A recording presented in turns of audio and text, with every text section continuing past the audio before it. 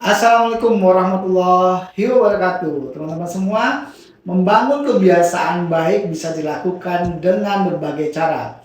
Baik itu dalam hal kegiatan kita sehari-hari, pekerjaan, sampai soal finansial. Nah, hari ini kita akan membahas financial habit mulai dari frugal living sampai lifestyle financial planning yang bisa banget diterapkan agar keuanganmu jadi lebih baik. Nah, hari ini kita akan bahas apakah kita frugal living atau naikin penghasilan. Oke? Nah, kita bahas dulu frugal living itu apa. Nah, frugal living adalah sebuah gaya hidup hemat ya, dengan menjadi lebih bijak dan mindful terhadap setiap pengeluaran kita. Nah, orang yang menerapkan gaya hidup frugal living biasanya berfokus pada tujuan keuangan tertentu di masa depan.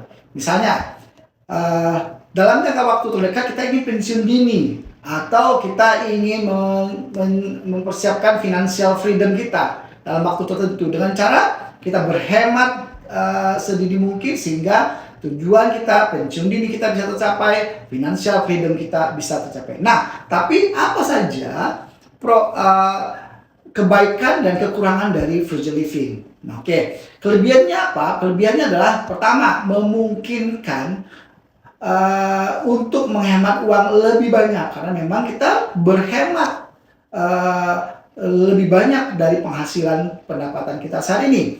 Nah, kedua adalah menjadi lebih bijak dan mindful terhadap setiap pengeluaran kita. Artinya apa? Kita catat semua pengeluaran kita lakukan, melihat mana yang need, kebutuhan kita, mana yang want. Jadi memang benar-benar kita pisahkan dari pengeluaran kita. Jadi benar-benar pengeluaran itu berupa kebutuhan saja, dan untuk keinginan mungkin tidak terlalu banyak kita keluarkan.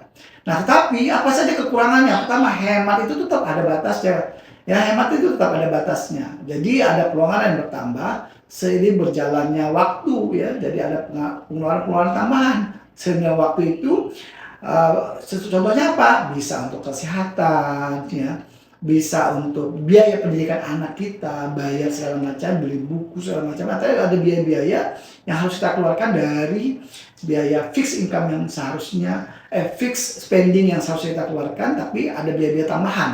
Nah, sehingga bisa terganggu dari penghematan yang kita lakukan. Nah, jadi yang kedua adalah pilihan jadi terbatas karena kurang fleksibel. Nah, yang kedua tadi apa? Yaitu apakah kita meningkatkan penghasilan ya, apakah kita berhemat atau kita tingkatkan penghasilan kita. Nah, cara untuk mencapai tujuan keuangan adalah dengan meningkatkan penghasilan ini. Jika penghasilan meningkat, biasanya semakin banyak dana yang bisa kita kumpulkan dari penghasilan kita itu untuk kita investasikan. Nah, apa aja kelebihan dan kekurangan dari meningkatkan penghasilan ini? Pertama, kalau kelebihannya itu bisa lebih cepat kita mencapai tujuan keuangan. Karena apa? Karena penghasilan kita meningkat.